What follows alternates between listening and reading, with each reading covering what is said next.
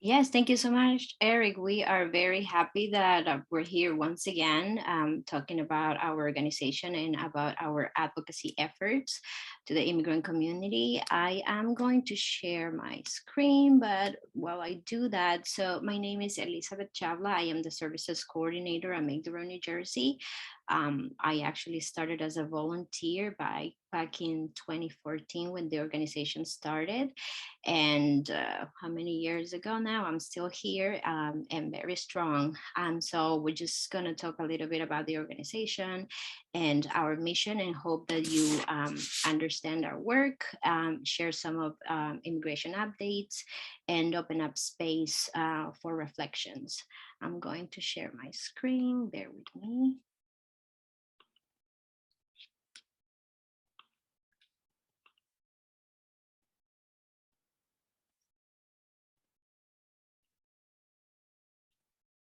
Can you see my screen now? Perfect. Thank you.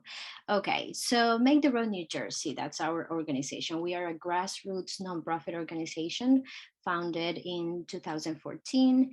We build the power of immigrant and working class communities to achieve dignity and respect. And we do that through four key components that reach thousands of families every year throughout the state of New Jersey. I thought that it would be best to show images rather than words or speaking, and I'll try to explain some of them just so you understand the mission and these four key components that we use. So the first one, and I think the basis of our work, which is community organizing. We get together with community members to let them know about their rights, to let them know about what's happening in regards to immigration law and local legislation that directly impacts our communities, our minority communities, communities of color. In the pre-COVID, we used to get together in person, like in the pictures, which is some of the things that we had to stop after the pandemic, and we missed a lot. And we were just talking to Eric how beautiful it was to see some of these members and students in May 1st, when we had a big rally in Newark. We feed off the energy from each other, and the pandemic has been really difficult, but in spite of that, we have been able to continue to do our work virtually. We now get together via Zoom. Every week we hold committee meetings throughout the week, and so our members continue to be connected and doing the work. These are just some pictures of how our committee meetings work, and our organizing work becomes a reality, right? Like, we teach our members, and then they themselves become leaders and teach their own community members about local legislation, issues that may impact them, and how to create or impact policy and fight for the rights. These are some of the results of that organizing. Mostly we focus in workers' rights and immigration rights. Here we are outside some of the detention centers, and we are asking for recovery for all after the pandemic. Hundred thousands of immigrants were not able, or were excluded from the pandemic relief, economic relief, and most of these community members are frontline workers and pay taxes. Yet they were left aside from the economic relief. Many of them facing now eviction, huge bills to pay. Many of them lost family members because they had to go out and seek work in spite of the pandemic, right? Because they don't get any employment benefits. They didn't get any of the stimulus checks, and they have to go out and continue to work. Here we are fighting for citizenship for all. Primarily, we were focusing on essential workers, with one of the points, the policy points of the Biden administration, which was immigration reform, that now is stalled. We will continue to fight, but this is just one picture to show you that how we make these things happen. Here we are outside the detention center in Elizabeth. stop racism. That's some of our community members and organizers at work. The other areas where we believe that we provide to the community and we make the community happen together is through our legal and support services. We have a good number of immigration attorneys that help our community members seek immigration relief, get out of detention centers, become citizens of the United States, and teach them about their rights so they can become citizens, vote, and learn the power of their voice, particularly to defend their rights and also advocate for their other community members who are not yet into that path. We offer citizenship classes, and also our attorneys provide free legal services to legal permanent residents so they can become citizens. DACA renewals for free as well, asylum seekers, refugees, all types of immigration cases. And whenever there are resources or events happening for the community, we make sure that we open up our doors so we can help our community members that have not access to whether it be language or tech, so they can come to our offices and get the services that they need. This is a picture of one of our leaders helping people apply for the Excluded New Jerseyans Fund that started back in October. And we know that for the fund, only people could apply online, and many of our community members do not own a device, or they don't have any internet service, or tech in general is very hard for them. So we made sure that we provided multiple clinics in different sites throughout the state of New Jersey, so a lot of our community members were able to apply. The other services that we have, pardon me. We partner with other organizations or universities or other service areas so we can provide some mental health support groups for our members, particularly after COVID-19. We saw a big rise in mental crisis for families and individuals. So we were able to partner with some counselors in the area where they held virtual group sessions free for our members, where they talked about topics that our organizers focused or pinpointed based on their talks to the community members. Some of those topics were regarding laws, parenting, domestic violence. They had a women's group, and it's our hope that we continue to provide these services. We just have to find partners that are willing to do this and also provide them in the language that they speak, which is primarily Spanish. We also work with the Department of Health in order to make sure that our community members are vaccinated and get all the information that they need to make an informed decision in regards to getting the vaccines and the boosters.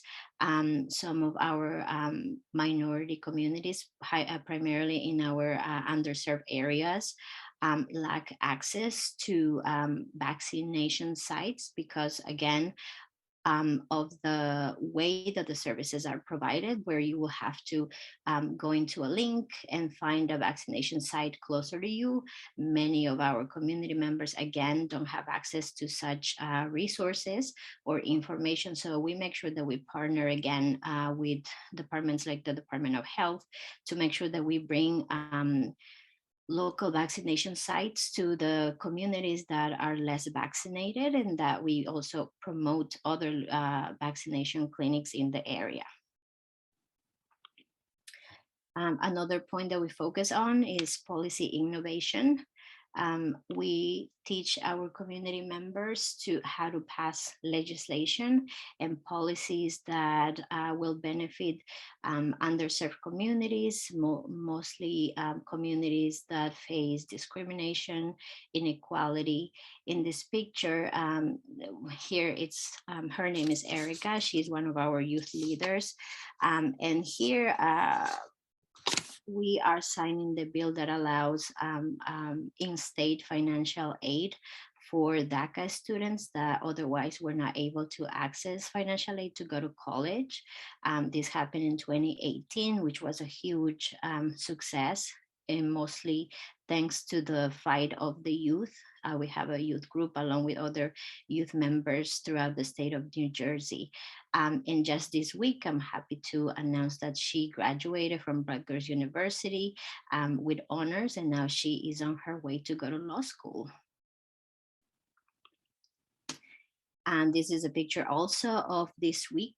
Our community members, our leaders, along with other organizations, are celebrating the passing of the law that allows more protections to temporary workers. It just passed yesterday in the Assembly, in the Labor Committee, which will have more oversight into this companies, these worker agencies that normally will abuse and violate workers' rights.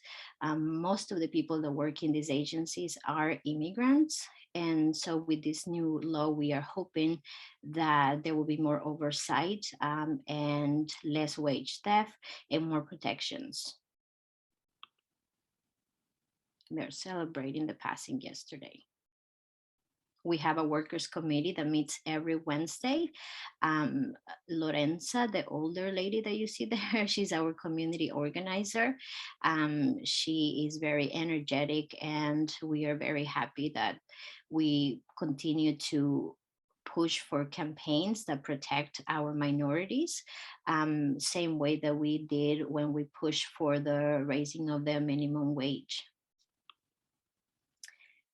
We teach our community members and things that are happening in regards to immigration. Here's one of our members supporting the stop of Title 42, which we will talk about in a little while, which is a law that is highly discriminatory against the refugees and asylum seekers. That's all of us celebrating the passing of the law that allowed trained and prepared community members apply for a driver's license and being able to drive and get a driver's license or an ID in the state of New Jersey and drive without fear. Many of these community members, if they don't know how to drive, they'll get a driver's license, but they will be able now to go to the children's school. They will be able to report crimes to the police and not be fearful that by doing so, they may end up in immigration detentions or being separated from their families, which is something that we have seen throughout the years, and it's very, very sad. But this is a joyful moment that happened in Trenton in 2019 when we were able to celebrate the victory. This is a fight that took us over 20 years, even before the organization started. This fight for driver's licenses in the state of New Jersey was stalled. And when we started the organization, we re-energized it and we got the community together. We educated our members and our legislators into why such a law makes sense. And thankfully, after 4 years of fight, in 2019, this became a law, and now hundreds and hundreds of our members are able to get a driver's license, obviously after they pass the written test and the driving test, and they have all the paperwork required, but an immigration status is no longer a requirement. That's us quite recently at the beginning of this year in Washington. fighting for citizenship for all or relief for all, particularly for our frontline workers. This was in light of the Biden administration stalling the pass of the Build Back Better bill, and to show that, you know, sometimes when it comes to immigration issues, this topic becomes highly politicized, and our immigrants become a pawn to, you know, the candidates. And in this case, the Biden administration used and promised that there will be immigration reform for hundreds and thousands of people who are living in this country, working, paying taxes, being part of the community, and now has been stalled. We will continue to fight for that. We will continue to teach our members and supporters, and we hope that this changes in the future. We one of the core uh, parts of the mission of Make the Road is make sure that our members become self-reliant advocates for themselves and more independent, so they can better integrate within their community and support the community and contribute to the economy of the state and the country. And we do that through transformative education. One of the programs that we hold is our leadership school, where we teach interested community members how to speak in front of people, how to talk to a reporter, how to understand certain laws that will impact them, how to pass legislation, how to speak up for your rights. We have trained hundreds and hundreds of leaders who now are able to share this knowledge with other people that are willing to listen. It's just a beautiful way to see how some of these members who at some point just wanted to see what the organization was, or just joined to get some sort of service, and then became full circle all leaders, and now are joining and leading some of our biggest marches, like the one that we had in May 1st. Here are some of our leadership school students joining certain campaigns. This was the Census 2020. She is one of our dear members, Marguerita. I remember when she first came to our organization about 4 years ago, seeking some legal help. She became interested, learned about the services, learned about the organization, took the leadership school, started volunteering, and now she's a big leader. And she has led some of our biggest campaigns, and it's just beautiful to see or hear her story. A person who has suffered a lot of violence and now is an advocate for women's rights. Another program that we have and we hold dear is our ESL classes. Obviously, we want our community members to integrate in the community, and language access is one of the biggest obstacles for accessing resources. So our classes are mainly focused on building life skills to our members, and we work with volunteers, amazing volunteers like Eric, who teach lovingly classes that will be meaningful and useful for them. These are some of our volunteer teachers and the classes that are now virtual. We were just talking about this. So there are good things and bad things about having virtual classes. We have seen an increase in the number of students that we have, almost 3 times as big. And we have students throughout the state of New Jersey, students from South Jersey, Central Jersey, North Jersey join our classes. And that's something that we were not able to do when we were in person. Similarly, we're able to use different techniques and strategies that were not as easy to do in person. However, when we get to meet each other in person at a march or a rally, it's just beautiful to have the connection. So we love the classes and what it teaches to our members. That's some of the work that Eric did with his students that participated at the marches. They were able to write small paragraphs about what it meant, what the march meant for them, and a description of the pictures. I just want to read the first two. The first one, these families are fighting together for dignity and respect. Everybody has the same rights and needs to be part of the recovery.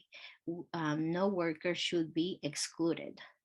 So some of the missions that we have is to make sure that while learning a second language, the students are also learning um, how to use it to advocate for themselves. So this is an example of that put into use. And thank you, Eric, for leading this amazing project with the students.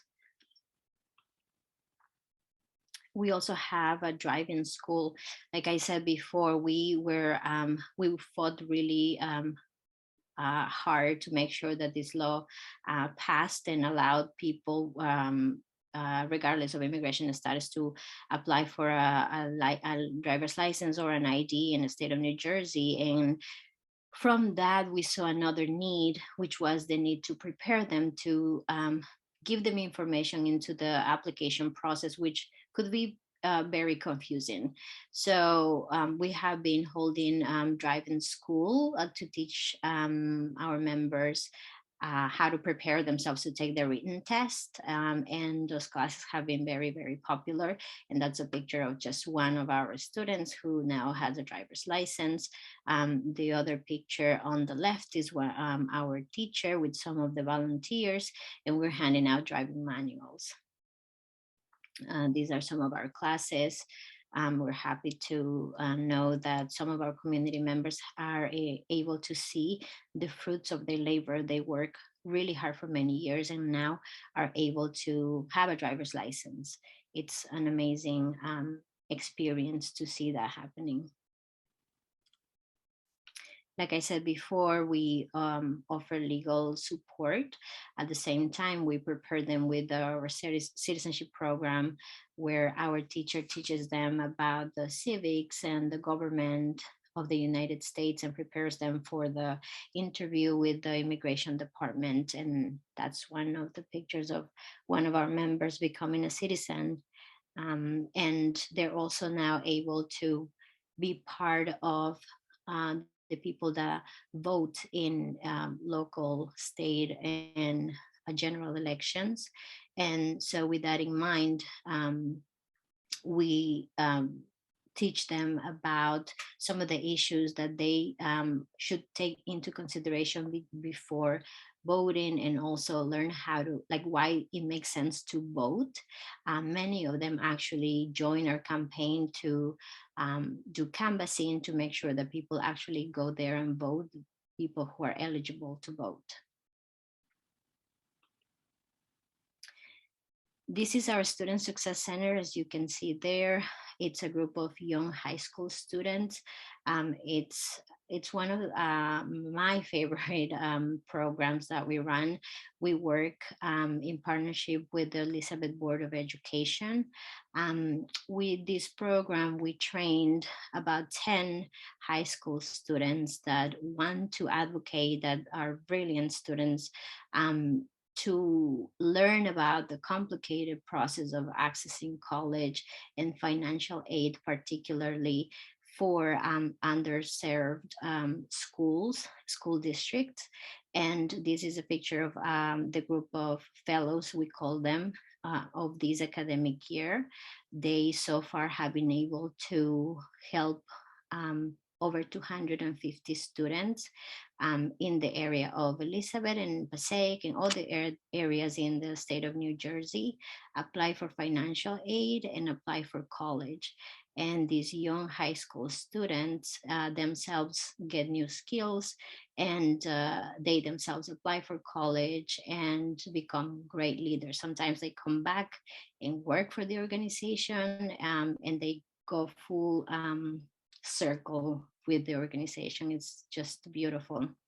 They also, along with their coordinator, run financial aid clinics, scholarship clinics, one-on-one support, peer support, and they're in close contact with school counselors to make sure that no student is left behind and that everyone has a chance to apply or at least navigate the process of getting secondary education.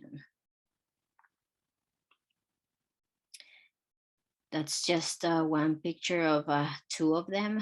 We're very proud that they themselves are now going to be college students, getting into Ivy League schools, amazing schools.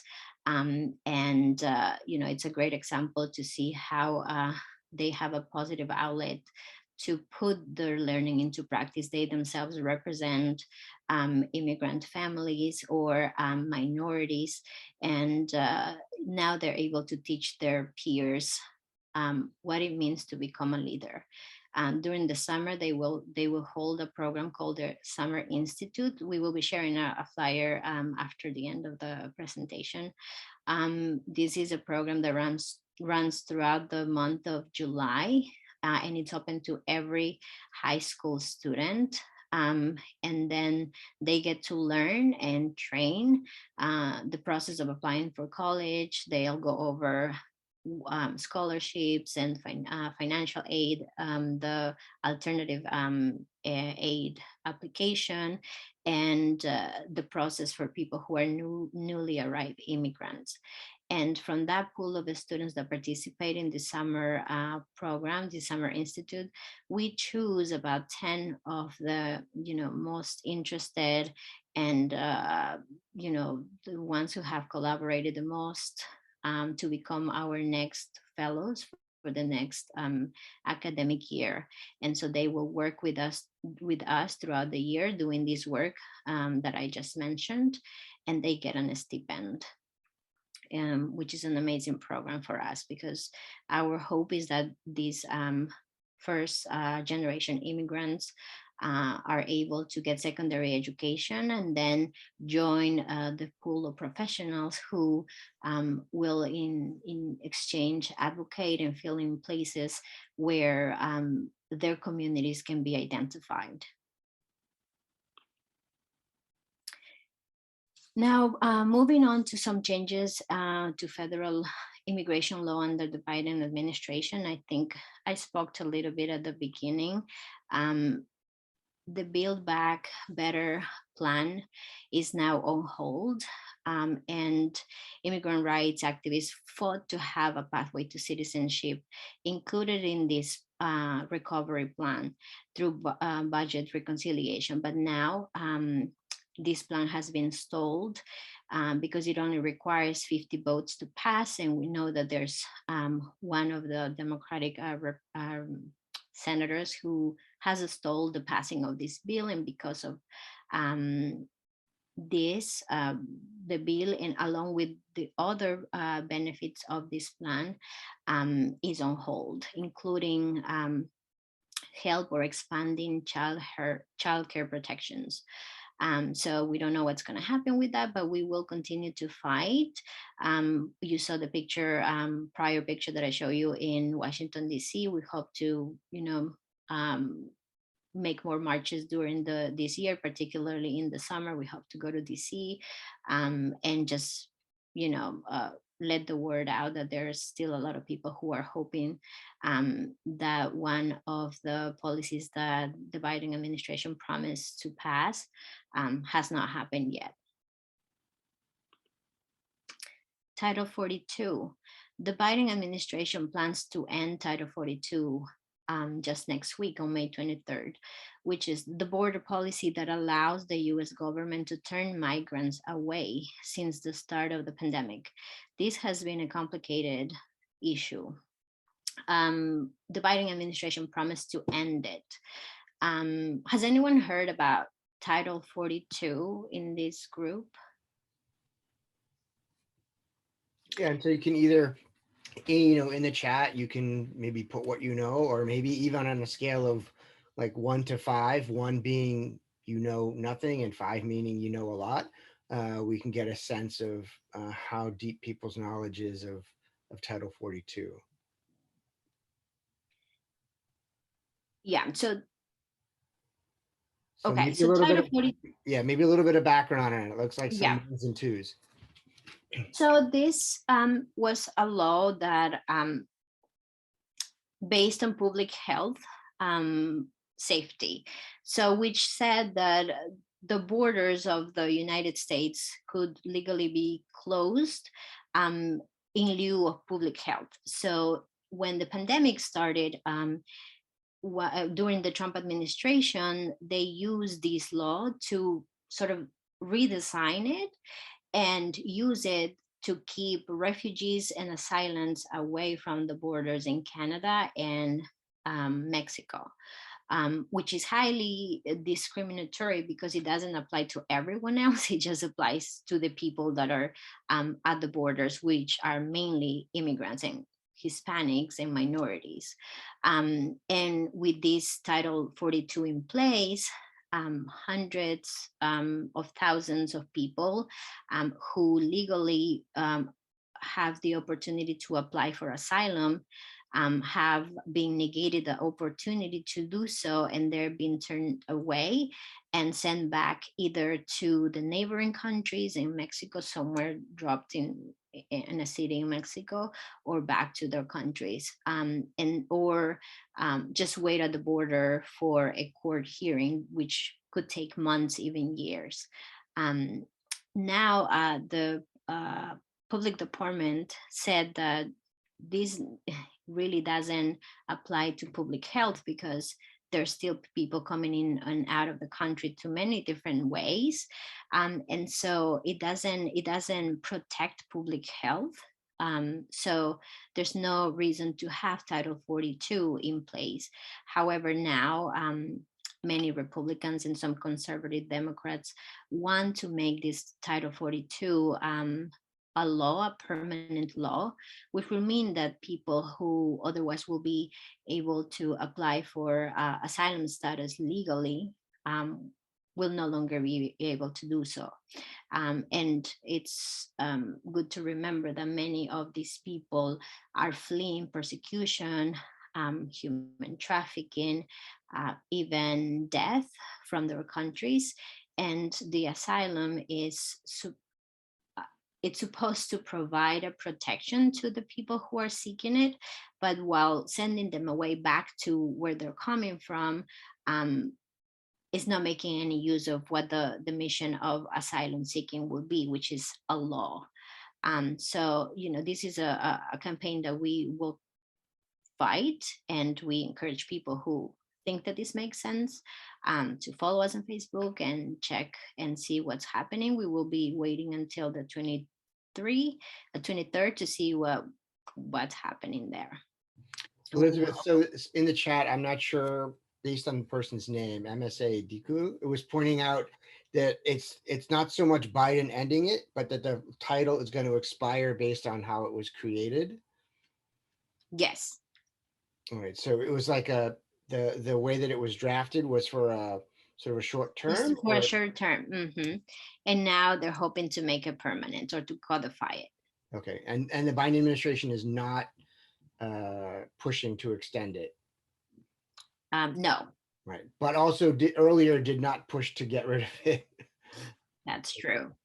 And there have been as many deportations as when we had the Trump administration.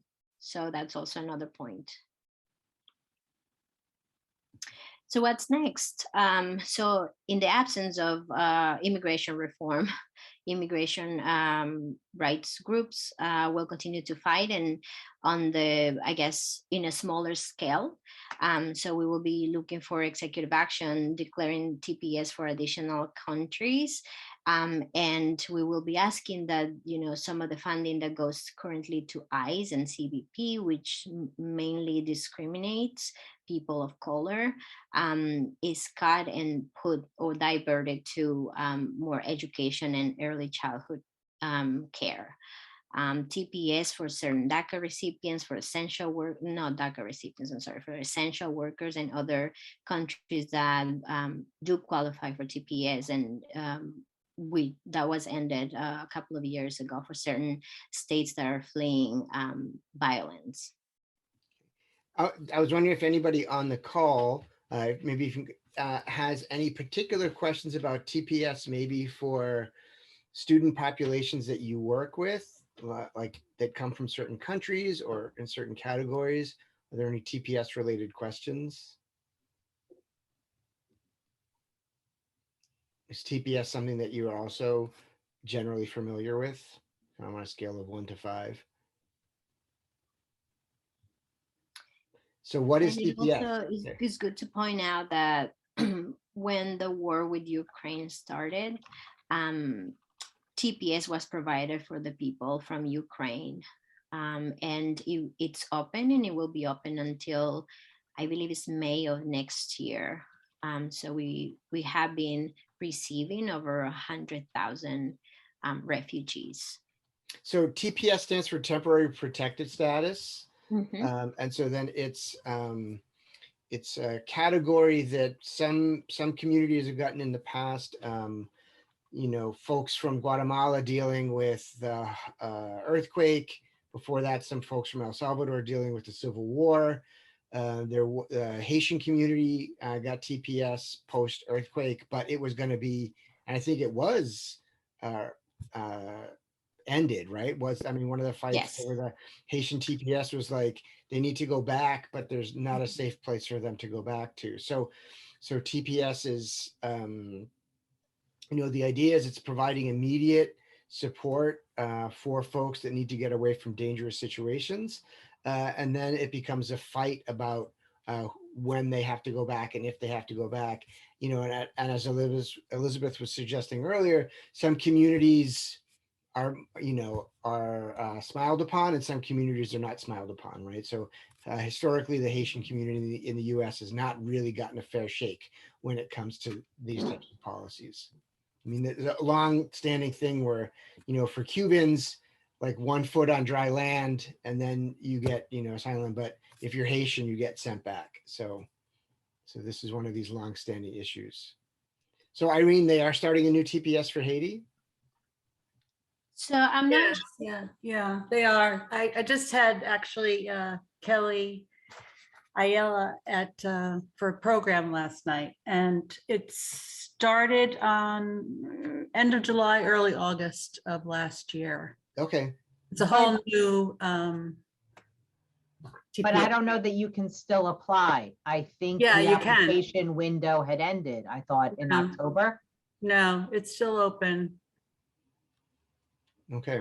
All right. So then I think we need to get the message out, right? It sounds like some people are starting to do that, to clarify that. Yeah, Okay. and last year, I think at the end of last year, TPS for people from Venezuela was opened.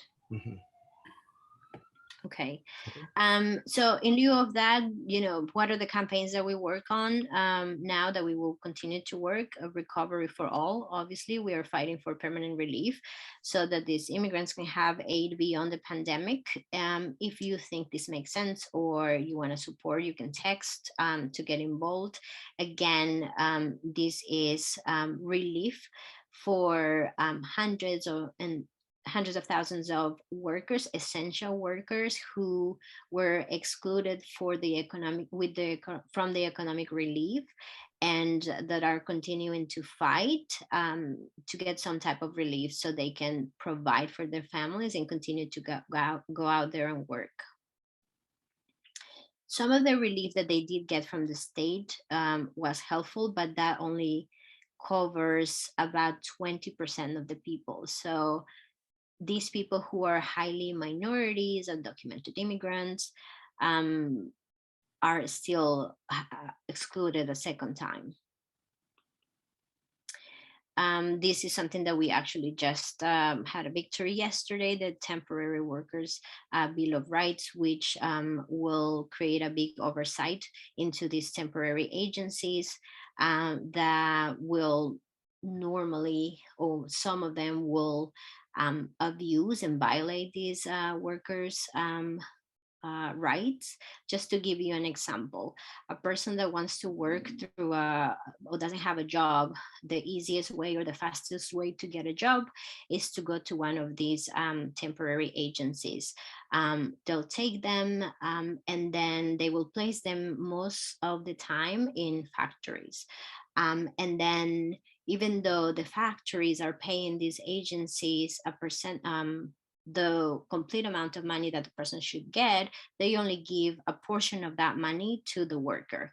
And on top of that, the worker will have to pay the agency back for transportation services. These agencies provide transportation services. However, people that have their own transportation are not allowed to drive themselves to these factories. They are obligated to use their transportation services.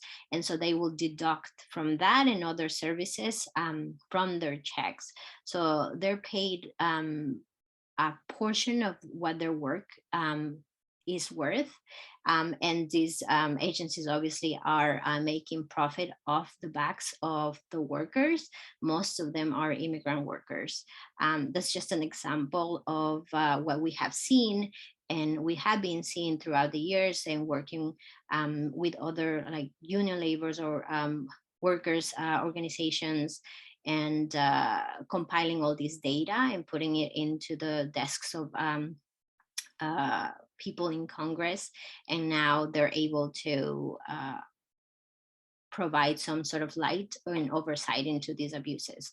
Now our next fight, which is just from yesterday to today, is to make sure that there is no retaliation. So we just will make sure that the population is educated on the rights again, and just make sure that these temp agencies are following the new procedures. Elizabeth, there was a question about the Excluded New Jerseyans Fund, and has it helped people?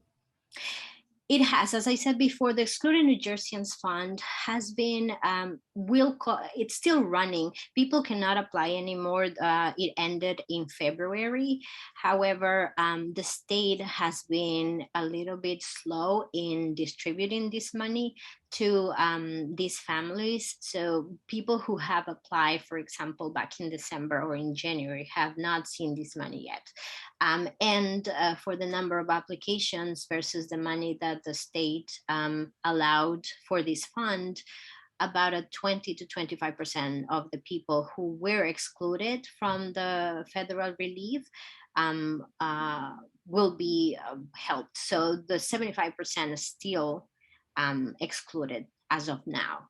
So we will, what we are asking is for more money so all these people are able to get some type of relief. Now that some of the provisions of COVID are being lifted, many of these people are facing evictions, hundreds of them. Okay. Alicia also set up your next slide perfectly because she said, I live in Elizabeth. How can I get more involved with Make the Road? Oh, of course. Here we go.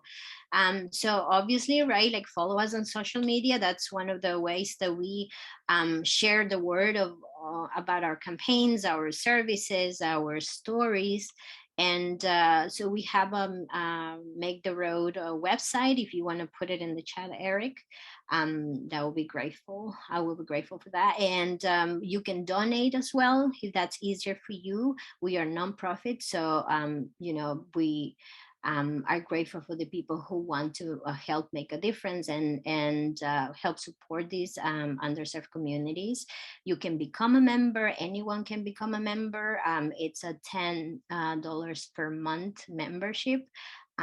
You're welcome to do. You can fill out a form online. Most of our members are actually members that have filled out this form, and then some of them pay. And you know, if you want to support the work that they are doing, please fill out a membership form.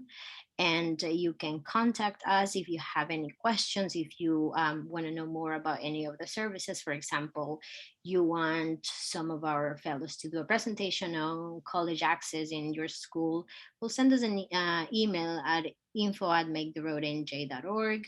And then we have a hotline. Our hotline has options based on the topic that you may be interested in. And then, you know, they'll just reach the right people.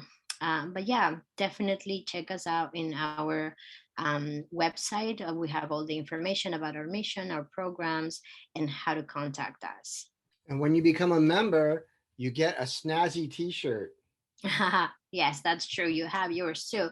And the beautiful thing about being a member is also that you are able to vote. We hold a yearly membership assembly where we choose among with our members what campaigns we want to work on, what campaigns make sense. And so everyone who has filled out this application, this form, and is a member gets the opportunity to vote. And from that, we expand and create a campaign and work on it. One of the things that we are looking for and we got from this membership assembly that just happened in February is fighting for healthcare and fighting for tenants' rights amongst Citizenship for All. So if these are issues that you find particularly interested or you feel passionate about, please join our fight. Membership is open for everybody. Okay, I don't know if there's any questions, but thank you so much for opening the space for me and to talk about the organization. Yeah, we do have time for some questions. I just dropped the link for the PD certificate into the chat. And just a reminder for those of you who are, looking for some of those links, in addition to being able to send you the PDF later, Irene had shared a link for the TPS about Haitians, so that might be a helpful thing. You can download and save the chat by going to those three dots, clicking on that, and you'll be able to download a copy of the chat, which will have that information. Question from Brian S. Do you have anything in South Jersey? So that's the big question that we have. So it's our hope for one of our goals for the next 3 years is to extend our offices to South Jersey. Now that we've been working mostly virtual, we have a high number of members from South Jersey. So that's our hope. We're planning to find space in Trenton. So we'll see. Join our fight. So maybe this can happen. But we do take members from everywhere, and the members, I forgot to mention, are able to take any of the services that we offer for free. The classes, the legal services, the trainings, all of that's free. Okay. And then I'll also add that on Saturday at 11:30, the last session of the conference will be one that I'm leading on ESL for Action, and I'm going to be sharing some of the English activities I've done with my students at Make the Road. Some of it in the past, we had done things around advocating and organizing for the driver's license, but in particular, I'm going to share mini curriculum that I developed with my students on filing wage theft claims, and then also advocating for comprehensive immigration reform. My students drafted a letter that I sent to the president, their senators, and then all of their reps. And there's also an online site where you can sign on to support their fight for comprehensive immigration reform. So if you're interested in that, I'll share the curriculum and kind of how it was generated and some of the work there. So that's on Saturday. And if you can't make that, email me and I'll get it to you in a different format. So here's the general general Gmail for NJAL, but you can also email me directly. All right, any other questions, thoughts? And sorry, I'm not minding the chat. If I missed anyone, please. It's okay. I think I got most of the questions. I got PD. There's something from Jasmina saying the Reformed Church of Highland Park works with many immigrants, including undocumented. If you want to connect with them, you can email me and I can put you in touch. Oh, that's great. Thank you. All right, I'll drop the PD certificate form in again.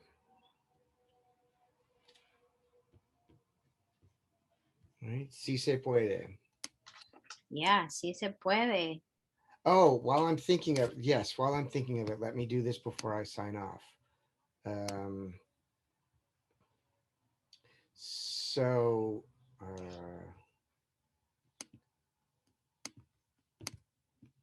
give me 2 seconds.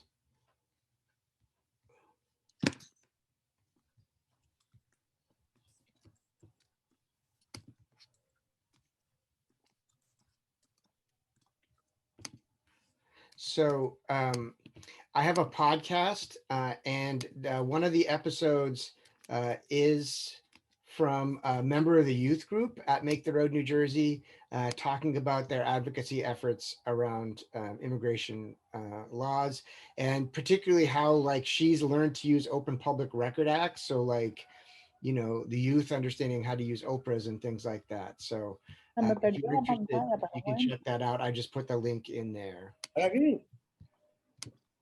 Sí, ahí es. Déjame ver quién está ahí. Estos somos todos. All right. Any other questions, thoughts? Can you still hear me, Eric? Yes, I can still hear you. I'm gonna put just my email there in Okay. case anyone has a question or wants to connect.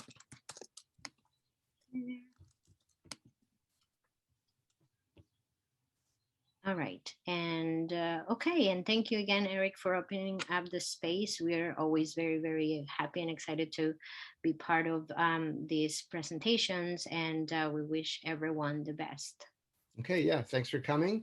I want to thank everybody for coming today, sharing your ideas, your information, and also, you know, helping support immigrants in a variety of capacities.